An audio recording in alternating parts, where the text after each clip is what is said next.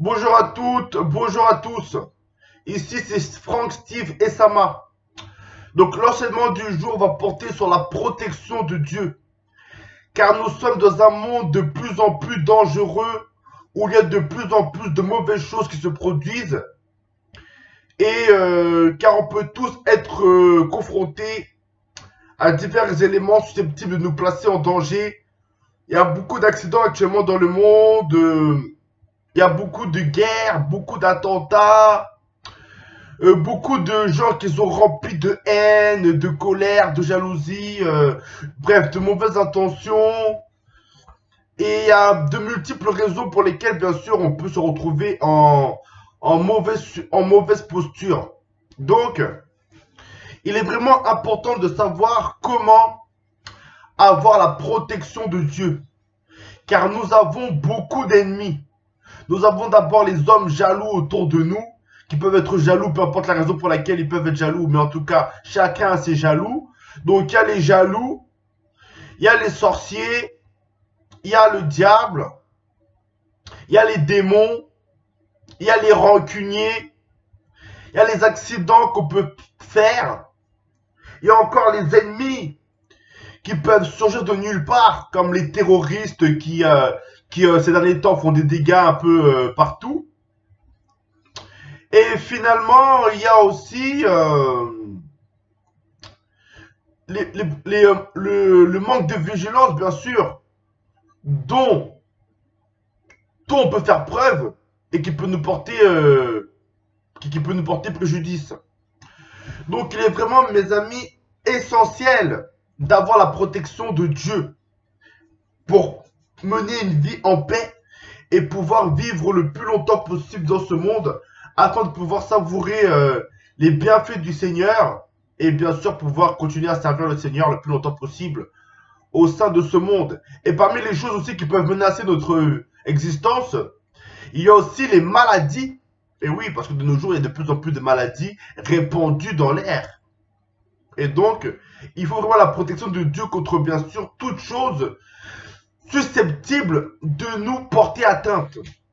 Et il faut savoir que Dieu est capable de nous protéger de tous les dangers qu'on peut encourir dans ce monde. Mais, bien sûr, il faut savoir comment procéder pour obtenir la protection de Dieu. Et même dans le monde spirituel, hein, il y en a qui sont en danger parce qu'il y a des mauvais esprits qui les poursuivent dans leurs rêves. Donc il faut vraiment savoir comment obtenir la protection de Dieu dans tous les domaines. Donc ce sera l'enseignement du jour. Donc la première condition donc pour obtenir la protection de Dieu, il faut rester obéissant à Dieu. Il faut demeurer en Christ. Il faut demeurer en Dieu. Parce que bien sûr, Dieu est une forteresse. Une forteresse qui par conséquent protège du danger. On va voir ça dans les psaumes. Où souvent, il est écrit que Dieu est ma forteresse. On va voir par exemple donc dans le psaume 18, verset 2, où celui qui a écrit le psaume en question dit: Éternel, mon rocher, ma forteresse, mon libérateur, mon Dieu, mon rocher, où je trouve un abri, mon bouclier, la force qui me sauve, ma haute retraite. Voyez-vous comment il qualifie Dieu? Il qualifie Dieu de forteresse, il qualifie Dieu d'abri, il qualifie Dieu de bouclier, il qualifie Dieu de force qui le sauve et de haute retraite dans le psaume 18 à partir du verset 2. Donc toutes ces choses manifestent que Dieu est un lieu où on peut trouver la sécurité. Mais donc, pour être en sécurité, il faut donc rester où? Dans la présence de Dieu. La présence de Dieu, c'est ce qui est bon pour l'homme. La présence de Dieu, c'est dans la sainteté, parce que Dieu n'est pas dans le péché. La présence de Dieu n'est pas dans le péché parce que Dieu ne demeure pas dans l'impureté. Dieu demeure seulement dans la pureté et la sainteté et la justice, et la bonté, et l'amour, et la paix. Donc c'est uniquement dans ces éléments-là que tu peux retrouver la présence de Dieu. Dans l'impureté, dans le péché, dans la saleté, dans le vice, dans la pudicité et toutes les mauvaises choses que ce monde peut contenir. La présence de Dieu n'est pas là-bas parce que Dieu ne vit pas dans la saleté. Dieu vit dans la propreté. Donc, c'est uniquement en étant dans la propreté que tu peux être donc en présence de Dieu. Donc, il faut vraiment rester dans la présence de Dieu. Il faut rester donc en Dieu. Il faut voir Dieu comme étant une maison. Il faut se considérer Dieu comme étant une maison invulnérable. Une maison invincible. Une maison que personne ne peut renverser, que personne ne peut faire tomber. Et par conséquent, il faut donc entrer dans cette maison, fermer la porte à clé et ne plus sortir de cette maison. Il faut voir Dieu comme étant une carapace dont nous sommes les tortues. Vous savez, la tortue se cache dans la carapace. Pareil. Donc Dieu doit être notre carapace dans laquelle nous nous cachons. Mais comment cela peut-il se faire? Pour rester en Dieu, il faut rester dans l'obéissance. Rester en Dieu, c'est rester en Christ. Parce que Christ et Dieu, c'est la même personne. Donc on va voir comment rester, comment la Bible nous dit pour rester en Dieu. Que signifie comment rester en Christ? Ouais. Donc pour cela, on va voir donc premier épître de Jean, chapitre 2, verset 6. Premier épître de Jean, chapitre 2, verset 6. Celui qui dit qu'il demeure en lui doit marcher aussi comme il a marché lui-même. Donc l'apôtre Jean parle ici de Christ. Il dit que celui qui dit qu'il demeure en lui, donc en Christ, doit marcher aussi comme il a marché lui-même. Donc en plus clair, pour demeurer en Christ, il faut marcher comme Christ a marché. Donc il faut rester obéissant à Dieu. Effectivement, on peut voir que Jésus-Christ a été protégé par Dieu jusqu'à la fin de ses jours. Beaucoup de personnes ont voulu lui faire du mal, mais ils n'ont pas réussi. Et cela jusqu'à la fin de ses jours, parce que bien sûr, Dieu le protégeait. Donc, celui qui dit qu'il demeure en lui doit marcher aussi comme il a marché lui-même. Donc, pour demeurer en Christ, il faut donc rester obéissant à Dieu. Car comment Christ a marché? Christ a marché dans l'obéissance à Dieu. Donc, marcher dans l'obéissance à Dieu permet de demeurer en Dieu. Et demeurer en Dieu assure d'être en sécurité parce que Dieu est invincible. Donc, si ta forteresse est invincible, tu es à l'abri du danger. Et tant que tu demeures dans cette forteresse, le danger ne peut pas te détruire. Mais en revanche, si tu sors de la forteresse, alors là, tes ennemis peuvent t'atteindre. Mais si tu demeures dans la forteresse, tes ennemis ne peuvent pas t'atteindre. Et donc la meilleure manière de rester dans la forteresse, c'est donc de demeurer en Dieu. Donc en obéissant à la parole de Dieu. Alors là, tu seras en sécurité contre le diable, contre les démons, tous ceux qui manigosseront de mauvais projets dans ta vie. Leurs projets vont être voués à l'échec. Tu obtiendras toujours la victoire. Tes ennemis n'auront pas le dernier mot sur toi parce que Dieu t'assurera sa protection. Tu dormiras en paix. Les mauvais esprits ne troubleront pas ton sommeil. Tu dormiras en paix. Les maladies elles-mêmes, Dieu empêchera aux maladies de t'atteindre. Il les repoussera afin que les maladies ne t'atteignent pas. Et si par malheur elles parvenaient à t'atteindre, alors il assurerait ta guérison. Bref, en demeurant en Dieu, tu aurais vraiment une protection contre tous ceux qui veulent t'attaquer parce que Dieu serait le rempart et donc tous ceux qui veulent t'attaquer seront repoussés par Dieu. Et quand tu seras protégé par Dieu, même il organisera les choses, car rappelez-vous, c'est lui le maître des temps et des circonstances, afin que bien sûr les accidents ne puissent pas te détruire. Accident de circulation. Quand tu prendras le train peut faire d'accident. Quand tu vas prendre le bus, le train, il n'y aura pas de terroristes dans le train. Parce que comme je dis, Dieu assurera ta protection. Et donc, étant maître de temps et des circonstances, il va agir afin que quand tu entres dans le train ou dans le bus ou dans l'avion, il n'y a pas de terroristes. Parce que Dieu te protège. Et bien sûr, il connaît tout. Donc, il ne te fera pas monter dans un train où il y a un terroriste ou quoi que ce soit, ou une bombe ou quoi que ce soit. Parce que tu seras vraiment obéissant à Dieu. Et donc, il assurera vraiment ta protection. Nous allons voir un psaume qui confirme un peu mes propos. Rapidement. Que l'obéissance à Dieu est vraiment le meilleur moyen d'être protégé de Dieu. Donc, c'est un psaume très puissant que beaucoup connaissent. Et que moi-même, j'apprécie beaucoup. Alors, c'est le psaume 91. Donc, psaume 91. Donc, je vais lire à partir du verset...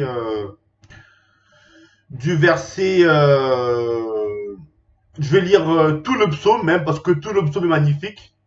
Donc, psaume 91. Écoutez bien les paroles. Hein, et considérez que ces paroles s'adressent à une personne qui est vraiment obéissante à Dieu. Et vous verrez donc que par ce psaume, vraiment, toutes les...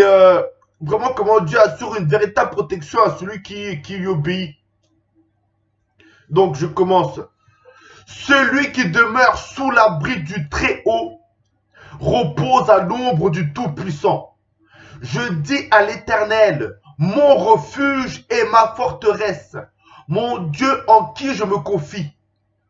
Car c'est lui qui te délivre du filet de l'oiseleur, de la peste et de ses ravages. Il te couvrira de ses plumes et tu trouveras un refuge sous ses ailes. Sa fidélité est un bouclier et une cuirasse. Tu ne craindras ni les terreurs de la nuit, ni la flèche qui vole de jour, ni la peste qui marche dans les ténèbres, ni la contagion qui frappe en plein midi. Que 1000 tombent à ton côté et 10 000 à ta droite, tu ne seras pas atteint. De tes yeux seulement tu regarderas et tu verras la rétribution des méchants. Car tu es mon refuge, ô Éternel. Tu fais du Très-Haut ta retraite. Aucun malheur ne t'arrivera. Aucun fléau n'approchera de ta tente.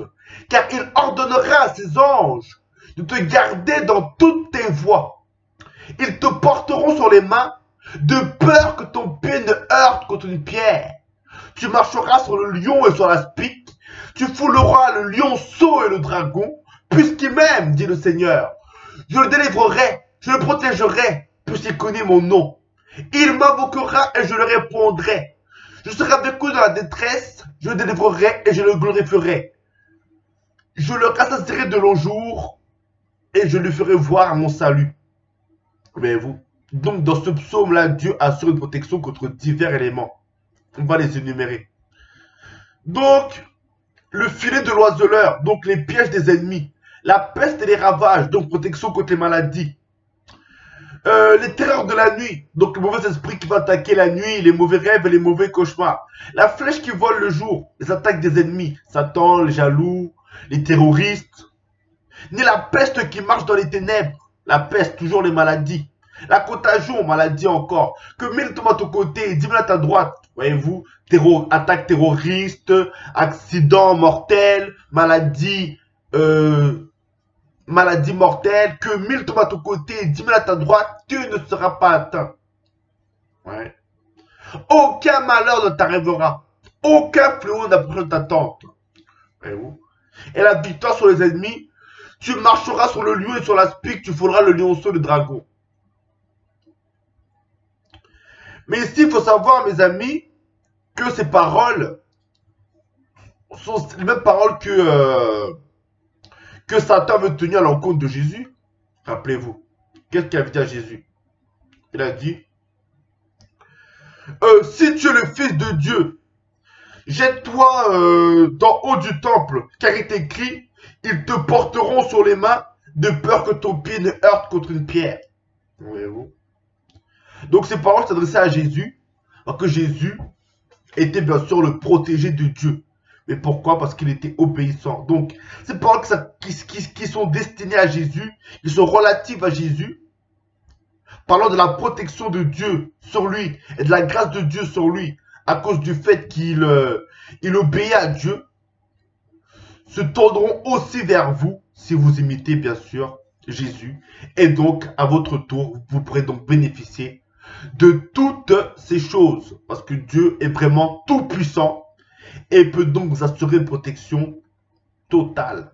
En effet, la présence de Dieu vous distingue. Vous n'êtes plus un homme ordinaire.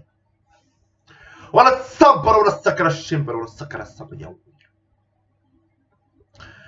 donc, on a vu le premier point. Le second point, bien sûr, c'est la prière. C'est-à-dire que si on veut que Dieu nous protège, il faut aussi demander à Dieu de nous protéger. La prière est très importante, bien sûr, pour recevoir ce que nous voulons. Quand tu veux une chose de la part de Dieu, la première chose à faire, c'est bien sûr lui demander. Donc si tu veux que Dieu te protège, non seulement efforce-toi de lui obéir, mais commence d'abord par lui demander de te protéger avant et au préalable même, avant de demander la protection, demande de lui de te pardonner tous tes péchés. Parce que si tes péchés sont pardonnés, il ne pourra pas agir en ta faveur. Donc, demande de lui de pardonner tous tes péchés. Ensuite, tu pourras demander sa protection. Et donc, la repentance. Ensuite, tu demandes ta protection. Et enfin, tu demeures dans l'obéissance. Et il va assurer donc ta protection. Voilà, donc ça c'est les trois premiers prérequis. Donc la repentance. Ensuite, demander à Dieu la protection. Et quand tu demandes à Dieu la protection, énumère bien tous les points sur lesquels tu veux qu'il te protège. Hein. Donc, protège-moi contre les jaloux, protège-moi contre les sorciers, protège-moi contre tous les accidents, protège-moi contre les terroristes qui sont de toutes parts de nos jours, surtout avec le djihad. Protège-moi contre les maladies mortelles, contre toute forme de maladie. Protège-moi contre les échecs scolaires ou professionnels. Protège-moi contre la dépression. Protège-moi contre les sorciers. Protège-moi contre les cauchemars. Protège-moi contre les mauvaises pensées. Protège-moi contre le diable. Protège-moi contre les démons. Bref. Tu énumères vraiment tous les facteurs de protection. Et si possible même, en évoquant les passages bibliques afin de motiver Dieu et de lui manifester bien sûr ton attachement à sa parole. Et ainsi, ta prière sera vraiment riche devant Dieu et elle lui sera agréable quand il verra le dynamisme que tu as déployé dans ta prière. Et alors, il sera porté à agir en ta faveur par sa protection. Donc, voilà. Maintenant, le quatrième élément pour avoir la protection de Dieu, c'est éviter de collaborer avec les mauvais esprits. Car de nos jours, la sorcellerie, magie, prend de l'ampleur et les gens se tournent vers les sorciers, les marabouts et les autres charlatans qui collaborent avec des mauvais esprits. Et c'est ces choses-là, vous faut pas de la protection de Dieu. Hein. Souvent, il y a des gens, il leur arrive des malheurs, malheur sur malheur, malheur sur malheur. Et au lieu de chercher à affermir leur relation avec Dieu, afin que ces malheurs cessent de tomber sur eux, ils vont plutôt pratiquer les traditions ancestrales des marabouts, charlatans, sorciers, magiciens. En partisans avec des mauvais esprits, en se lavant avec des eaux soi-disant purifiées par la puissance des marabouts ou magiciens sorciers, en mettant des plantes sur eux soi-disant qu'ils vont les laver du mauvais œil, etc.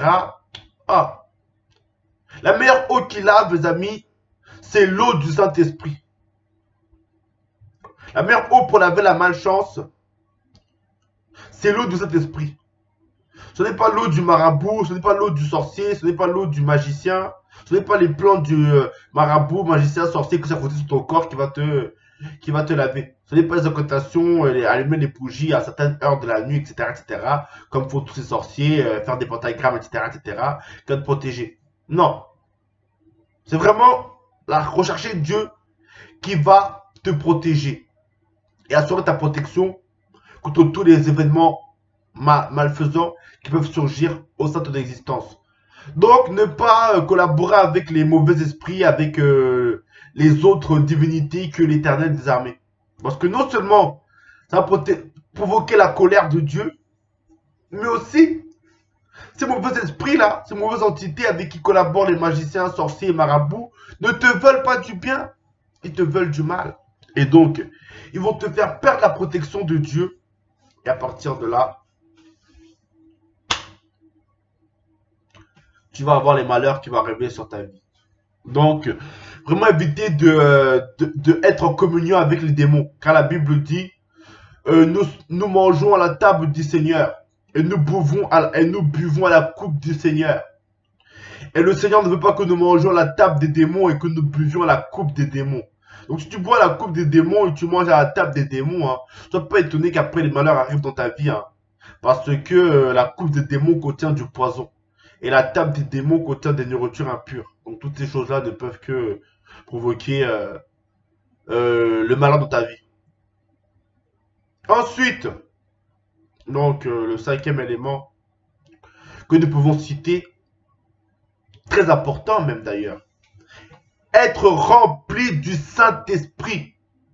Recherche constamment à ce que la présence du Saint-Esprit augmente dans ta vie. Car le Saint-Esprit est la puissance de Dieu. Vous savez, plus il y a de puissance et plus il y a de résistance. Plus une porte est blindée et plus elle pourra résister à des assauts.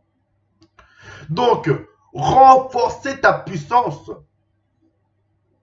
te permettra d'être résistant à des attaques de plus en plus grandes et de plus en plus fortes. Un exemple simple. Un individu a une porte en bois. Les bandits viennent, ils mettent un coup de pied dans la porte en bois, ils cassent la porte en bois en un coup. Mais un autre a une porte en blindée. Il tape sa porte blindée, il n'arrive pas à faire tomber la porte blindée. Alors ils prennent des armes, boum, ils font tomber la porte blindée.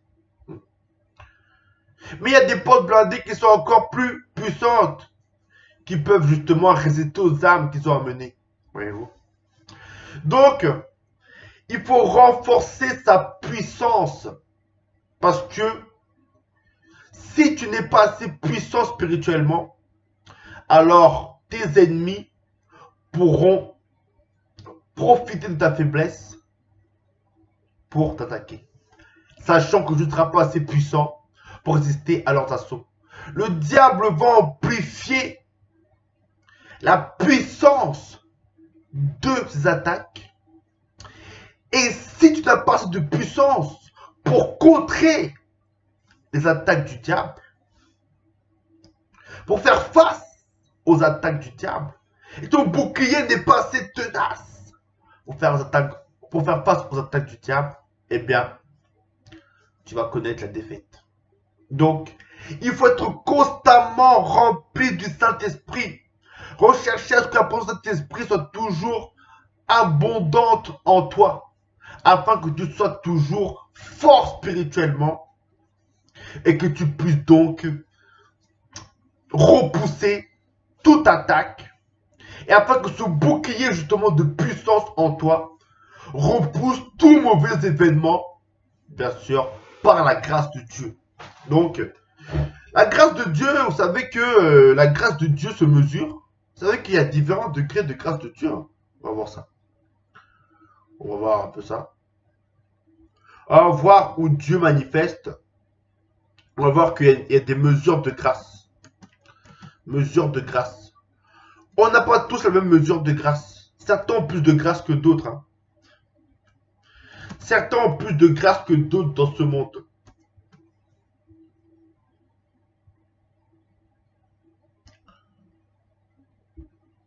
Donc, on va voir ça dans Éphésiens chapitre 4, verset 7.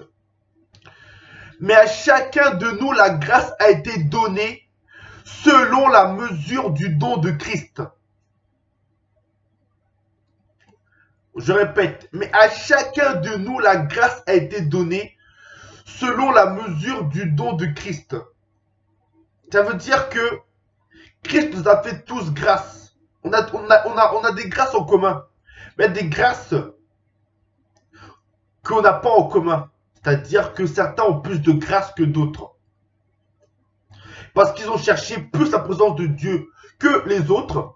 Et donc, par conséquent, il y a plus de grâce sur leur vie. Voyez-vous? Donc, Éphésiens 4, 7.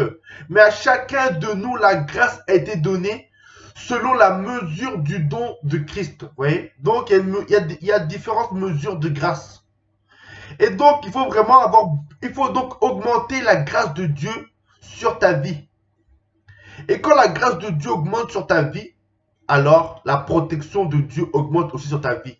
Dieu te fera grâce de ne pas subir des événements que d'autres subissent. Pourquoi? Parce que tu as reçu cette grâce et eux ne l'ont pas reçue.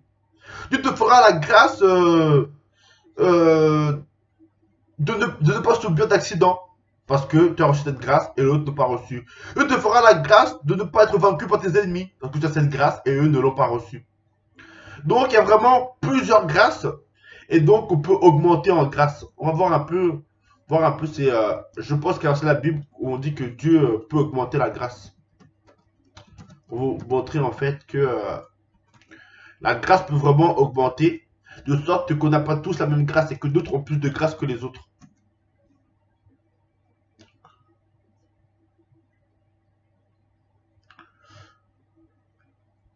Bon, on va voir ça.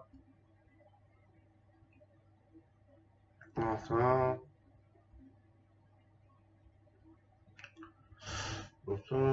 Voilà. Voilà. Donc, deuxième épître de Pierre, chapitre 3, verset 18. Donc, deuxième épître de Pierre, chapitre 3, verset 18. Mais croissez dans la grâce et dans la connaissance de notre Seigneur et Sauveur Jésus-Christ. Mais croissez dans la grâce, voyez-vous. Donc, il est possible de croître dans la grâce, ça veut dire grandir dans la grâce. Cela implique donc que la grâce grandit. Mais croissez dans la grâce, c'est-à-dire que votre grâce, en fait, devienne de plus en plus grande, ou en plus clair, que vous ayez de plus en plus de grâce. Donc, c'est-à-dire de faveur. Donc, quand l'Esprit de Dieu augmente sa présence en vous, la grâce augmente aussi en vous. Et par conséquent, vous avez donc plus de privilèges que les autres parce que vous avez en vous plus de grâce que les autres. Et plus cette grâce augmente, et plus vos privilèges augmentent. Et cette grâce, bien sûr, c'est la présence du Saint-Esprit. Et cette grâce aussi vous protège donc, car il y a aussi la grâce, c'est une grâce de protection qui amène des privilèges, et qui dit privilège implique aussi des protections. Donc, voilà. Parmi ces privilèges se trouvent aussi plusieurs protections. Et donc, plus la grâce augmente, et plus le nombre de protections augmente. Si avant tu étais protégé contre les accidents, quand la grâce va augmenter, tu vas être protégé contre les accidents et contre les maladies. Quand la grâce va augmenter, tu vas être protégé contre les accidents, contre les maladies et contre les coups des traîtres. Et quand la grâce va augmenter, tu vas être protégé contre les accidents, contre les maladies, contre les coups des traîtres et contre les attaques des démons. Et ainsi de suite, et ainsi de suite. Donc, vraiment, se remplir de la présence de Dieu afin que cela provoque une augmentation de la grâce,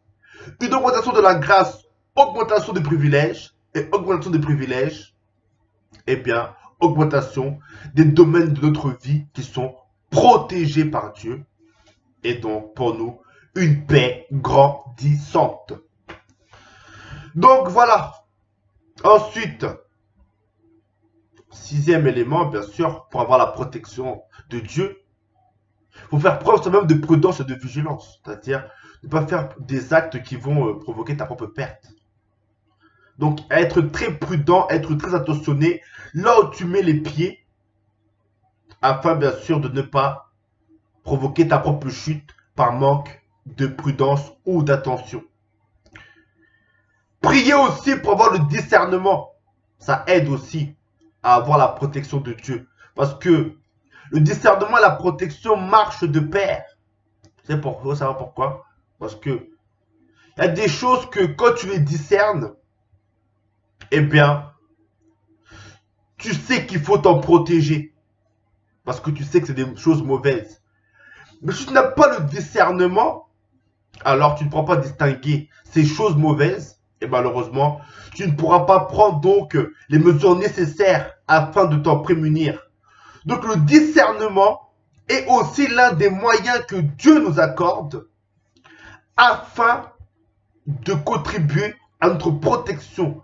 Donc Dieu nous fait discerner des choses et quand on les discerne, on sait donc que là il y a un danger et il faut donc se mettre en sécurité. Donc par ce moyen, Dieu nous conduit à se mettre en sécurité et participe ainsi à notre protection. Mais si tu n'as pas, le discernement, il y a des mauvaises choses que tu ne vas pas discerner et ainsi ce rôle de Dieu qui consiste à te donner le discernement, plutôt à t'apporter le discernement pour que tu puisses te protéger, ne pourra pas être joué parce que tu n'as pas de discernement. Et donc le discernement aussi, il faut donc le demander. Donc priez aussi pour avoir le discernement afin que Dieu puisse donc vous accorder le discernement afin de vous faire repérer le danger et ainsi participer à votre protection en vous conduisant bien sûr à vous mettre en sécurité contre le danger qui vous aura fait discerner.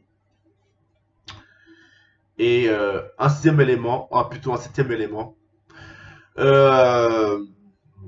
étudiez beaucoup la parole de Dieu afin de connaître la volonté de Dieu et ainsi afin de pouvoir la pratiquer de manière à rester dans l'obéissance et ne pas s'égarer sur le mauvais sentier parce que souvent on pense qu'on fait le bien alors qu'on fait le mal et souvent on pense qu'on fait le mal alors qu'on fait le bien, mais la plupart du temps on pense qu'on fait le bien alors qu'on est en train de faire le mal et cela résulte de l'ignorance de la parole de Dieu ou même dans certains cas on peut faire un mauvais choix alors que si on connaissait la parole de Dieu on n'aurait pas fait ce mauvais choix. Donc essentiel de connaître la parole de Dieu afin de pouvoir la mettre en pratique correctement et ainsi rester donc sous la protection de Dieu et ne pas s'égarer et devenir donc à la merci du diable. Et bien sûr, j'avais dit rester obéissant en premier. Et je citerai donc aussi son contraire, fuir le mal, fuir le péché. Parce que le péché, bien sûr, fait perdre la protection de Dieu. Donc je vais énumérer je vais récapituler à nouveau donc toutes les mesures à prendre pour être protégé par Dieu. Donc, demeurer obéissant à Dieu, car cela permet de demeurer en Dieu, qui est une forteresse contre tous les dangers. Priez Dieu, bien sûr, afin que Dieu vous accorde la protection dans tous les domaines. Être rempli de cet esprit, car la présence de Dieu, bien sûr, fera augmenter en vous les bénédictions. Et par conséquent, parmi ces bénédictions se trouve aussi la protection de Dieu. Donc, la protection de Dieu grandira aussi dans votre vie. Faire preuve de prudence et de vigilance afin de ne pas soi-même faire des actes qui provoqueraient bien sûr le danger dans notre vie ou qui nous mettraient en danger ou qui même nous feraient trébucher. Donc, bien veiller à là où on met ses pieds. Demandez à Dieu le discernement afin que nous puissions bien sûr être guidés par lui et rester donc sur le sentier de la protection en discernant nos ennemis et par conséquent en prenant les mesures nécessaires afin qu'il ne puisse pas nous atteindre, en discernant le danger et par conséquent en prenant les mesures nécessaires afin qu'il ne puisse pas nous atteindre. Et sixième point que j'avais cité, bien connaître la parole de Dieu afin de pouvoir l'appliquer et de ne pas s'égarer sur le mauvais sentier. Septième point, finalement, ne pas vivre dans le péché, fuir le péché, parce que quand tu vis dans le péché, tu as la merci du diable. Et enfin, le neuvième point qui est très important aussi, demander à Dieu pardon pour tes péchés, afin que Dieu efface tes péchés, parce que si tu demeures souillé par le péché, alors Dieu ne pourra pas agir en ta faveur, parce que le péché provoque sa colère, et le péché l'empêche de t'écouter. Donc il est impératif de demander régulièrement à Dieu de t'effacer tes péchés, afin que tu puisses continuer à avoir sa protection. Donc voilà, les diverses conditions à pratiquer pour que Dieu vous accorde sa protection. J'espère que vous avez compris. En cas de questions, n'hésitez pas à me les poser. Maintenant, je vais faire une prière en votre faveur. Et je vous invite à faire une prière similaire, ou même de répéter mes paroles, afin que Dieu vous accorde sa protection. Et bien sûr, respectez aussi le reste des prérequis, car c'est aussi important. Seigneur Dieu Tout-Puissant, Père Céleste, je viens devant toi au nom de Jésus-Christ. Je te confesse d'abord que j'ai foi totale en l'évangile, en la mort et en la résurrection de Jésus pour le salut des âmes. Ensuite, Père Céleste, je te demande de me pardonner tous mes péchés, présents, passés et futurs, et de laver mon corps, mon âme et mon esprit entièrement, afin que je puisse bénéficier de tes saveurs et entrer en communion avec toi, afin que je puisse bénéficier de tes faveurs et bien sûr pouvoir savourer tes bénédictions. Père Céleste, je t'en prie, remplis-moi également du Saint-Esprit et revêt-moi du Saint-Esprit afin qu'il m'accorde la protection contre toutes les attaques de mes ennemis, que ce soit les ennemis spirituels ou mes ennemis humains qui agiraient à mon insu contre ma personne. Et aussi, Père Céleste, accorde-moi la protection dans tous les domaines de ma vie. La protection de mes finances, la protection de ma carrière sociale, la protection de ma famille, la protection même de mes amis, la protection de ma santé, la protection de ma paix morale, la protection de mon bien-être, la protection contre tous les accidents qui pourraient m'atteindre, la protection contre les attaques des terroristes qui sont de toutes parts et des meurtriers et des sorciers et des démons, la protection contre tous les sortilèges, les maléfices, les enchantements et les mauvais œils, la protection contre le péché même et ses dangereuses conséquences, la protection contre l'apostasie et la protection contre toute forme de malheur qui pourrait m'atteindre.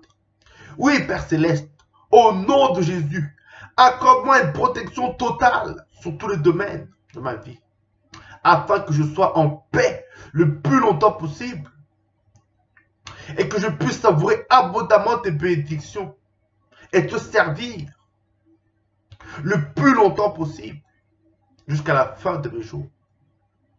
Au nom de Jésus, selon qu'il est écrit, comme a dit Jésus, je vous donne ma paix. Oh Jésus, la paix de Jésus est une paix divine, est une paix suprême. Donc, en vertu de cette paix que Jésus nous a donnée, accorde-nous une protection totale afin que nous puissions donc bénéficier de cette paix divine et donc suprême que nous accorde Jésus de Nazareth.